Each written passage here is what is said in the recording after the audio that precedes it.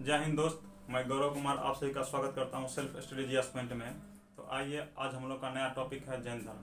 तो जैन धर्म से जानने से पहले हम लोगों ने महाजनपद काल के बारे में जाना। आखिर महाजनपद काल में जो कालखंड रहा था 600 BC से 400 BC, एक तरफ महाजनपद में जहाँ साम्राज्य का विस्तार हो रहा था, वहीं दूसरी तरफ दो अलग अलग धर्म का विस्तार हो रहा था और भारत में कुछ प्राचीन वंश का विस्तार हो रहा था। तो जनपद में देखिए, जनपद में हम लोगों ने जाना राज्य का विस्तार, अब हम लोग जानते हैं धर्म का विस्तार। आखिर जैन धर्म क्या है?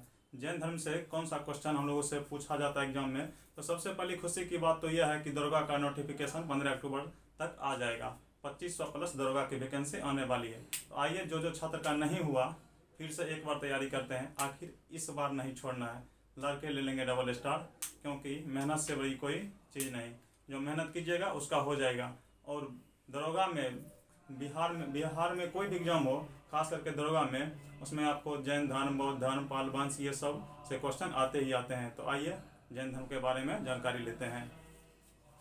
तो देखिए, यहाँ जो महाजनपद का काल रहा था 600 BC से 400 BC, एक तरफ महाजनपद काल में साम्राज्य का विस्तार हो रहा था, वहीं दूसरी तरफ भारत में दो अलग अलग धर्म का विस्तार हो रहा था, जैन धर्म और दूसरा है बौद्ध धर्म, जो आगे की क्लास में हम लोग जानकारी लेंगे। तो देखिए, पहला परिचय आज प्राप्त करते हैं। जैन धर्म का परिचय क्या है? पहले परिचय देखिए, जैन धर्म में टोटल तीर्थंकर जो हुए 24 हुए। सबसे पहली बात, जैन का मतलब क्या हुआ? जैन जो है ना, वो संस्कृत का शब्द है। जैन का मतलब हुआ है विजेता, जो अपने मन को जीत लिया हो, जो अपनी वाणी को जीत लिया हो, उसको जैन बोला जाता है। तो देखिए, जैन धर्म के बारे में आज परिचय प्राप्त करते हैं। कुल तीर्थंकर जो हुए वो हुए 24। प्रथम तीर्थंकर जो थे वो ऋषभ देव थे। जैन धर्म का प्रथम तीर्थंकर ऋषभ देव, और इनका जो था प्रतीक जो था ऋषभ देव का, यह वृषभ था। वृषभ यानी बैल।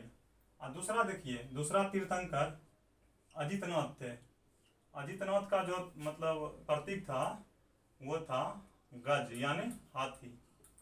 और तीसरा तीर्थंकर संभवनाथ, इनका जो था प्रतीक, इनका प्रतीक था घोड़ा। देखिए, जैन धर्म में टोटल 24 तीर्थंकर है। शुरू में ऊपर से आप 3 याद रखिए और नीचे से 3 याद रखिए। कहने का मतलब है फर्स्ट, सेकेंड, थर्ड आगे से, अब पीछे से 22, 23, 24 नीचे से याद रखिए। एग्जाम में ऊपर से 3 और नीचे से 3 ज़्यादा पूछे जाते हैं। तो देखिए, ऊपर से 3 हो गया प्रथम तीर्थंकर ऋषभ देव, इनका प्रतीक चिन्ह वृषभ यानी बैल है। दूसरा तीर्थंकर अजितनाथ, इनका प्रतीक चिन्ह गज यानी हाथी है। और तीसरा तीर्थंकर संभवनाथ यानी घोड़ा, इनका प्रतीक चिन्ह है। और देखिए, चौथा की अगर बात की जाए तो अभिनंदन है, लेकिन हम लोग ऊपर से 3 और नीचे से 3 याद रखने की कोशिश करते हैं। तो देखिए, 22वां तीर्थंकर जो थे, देखिए नीचे से अब चल रहे हैं। 22वां तीर्थंकर अरिस्टनेमी। देखिए, सबसे पहली बात आपसे क्वेश्चन पूछा जाएगा, ऋग्वेद में कौन कौन से तीर्थंकर की चर्चा है? तो देखिए, ऋग्वेद में पहला तीर्थंकर जो थे ऋषभ देव, जिसे जैन धर्म के संस्थापक माना जाता है। जैन धर्म का स्थापना जो किए थे यही किए थे, पहला तीर्थंकर यानी ऋषभ देव।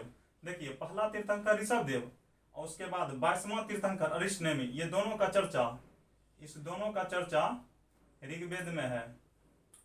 इस दोनों का चर्चा ऋग्वेद में है। देखिए, आते हैं 23वें तीर्थंकर के बारे में।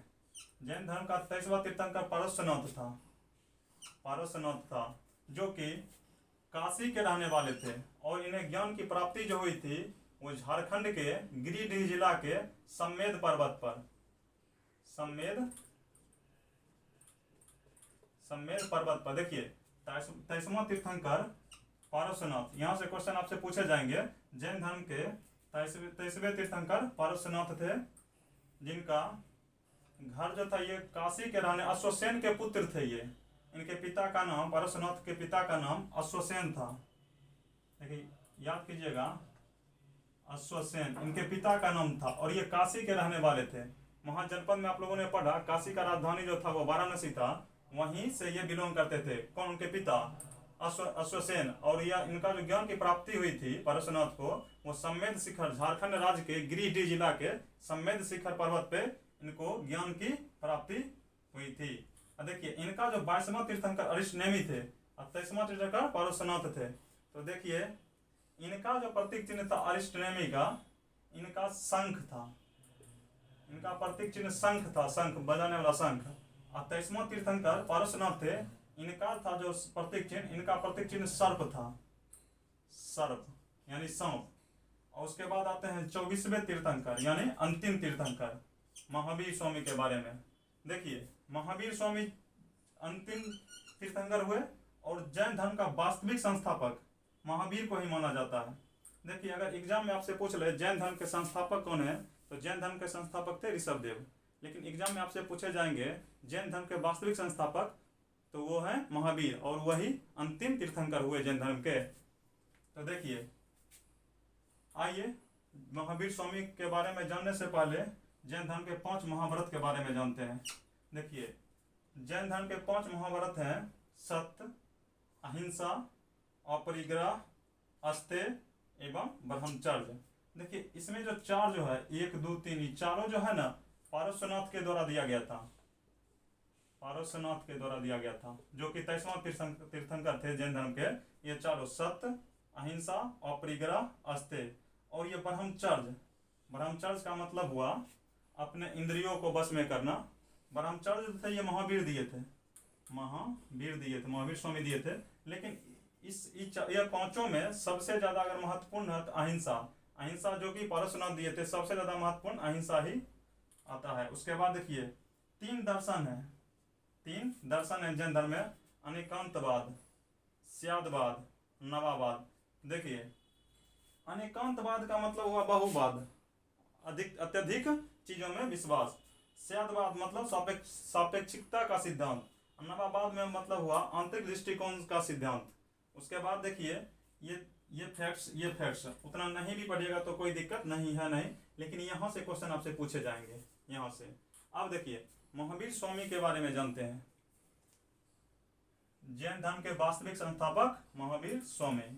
इनका जो जन्म हुआ था 540 बीसी कुंडग्राम वैशाली में हुआ था, कुंडग्राम वैशाली में हुआ था।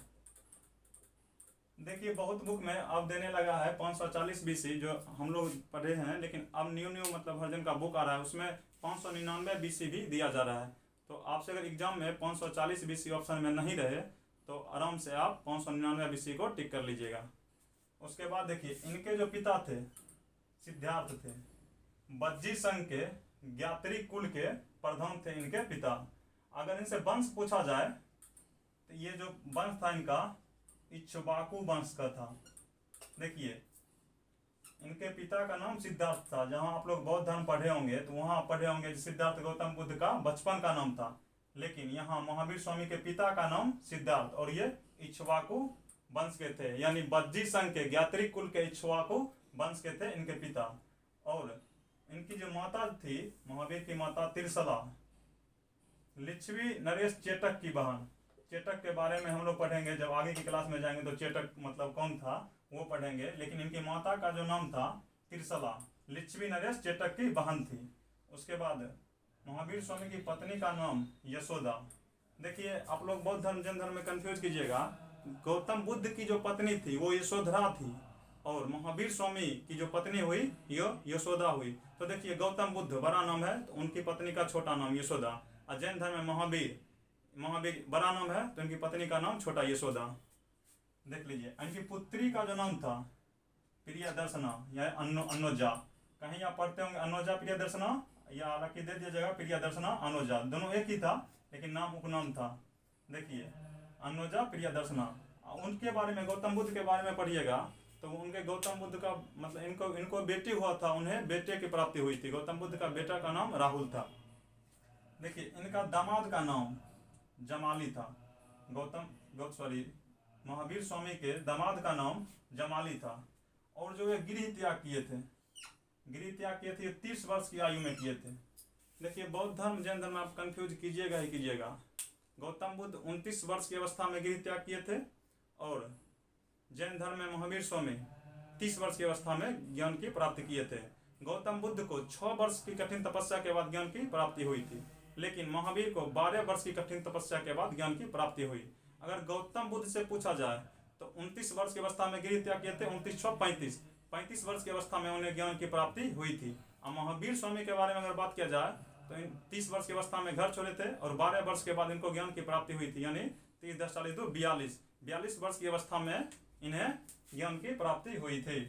देखिए 30 वर्ष की अवस्था में इन्हें ज्ञान की यह घर त्यागे थे।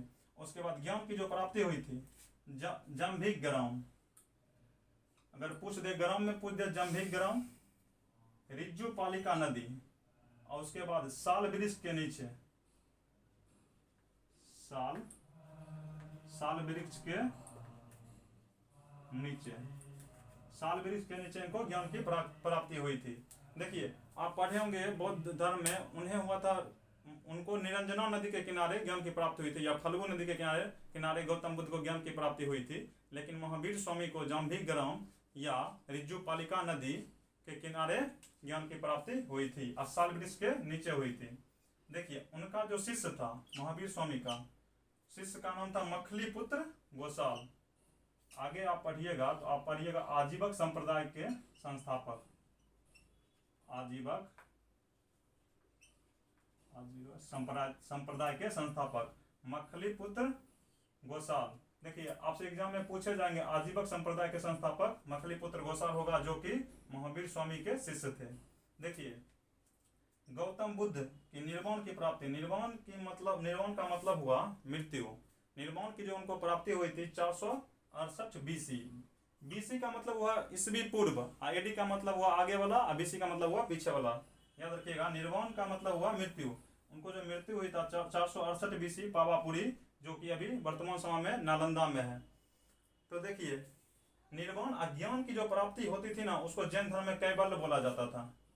देखिए ज्ञान की प्राप्ति होती थी उसे कैवल्य बोला जाता था जैन धर्म में। देखिए अब देखिए जैन धर्म में अगर आपसे पूछ लिया जाए जो पापों की संकल्पना की गई है, तो हाँ की गई है। कितना पापों की संकल्पना की गई है? 18 पापों की संकल्पना की गई है।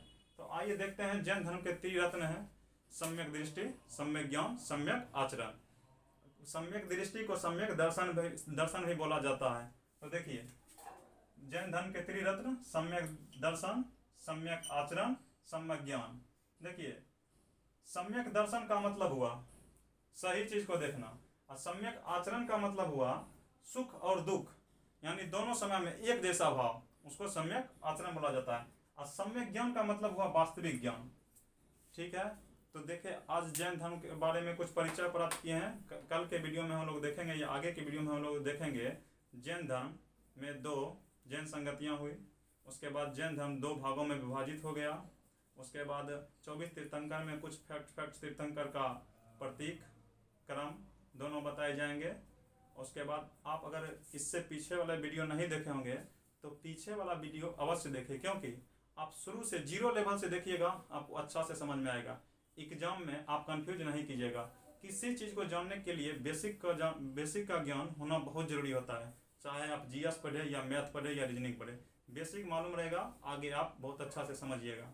तो देखिए जैन धर्म के बारे में कुछ आज जानकारी प्राप्त की है। पार्ट 1 में आज दे दिए, पार्ट 2 में कल इससे आगे वाले फैक्ट्स लिखेंगे जो एग्जाम में बारी बारी से पूछे जाते हैं। तो टेंशन नहीं लीजिए। आप लोग का बीपीएससी का एग्जाम कैसा गया कमेंट करके जरूर बताइएगा। आज के लिए बस इतना ही।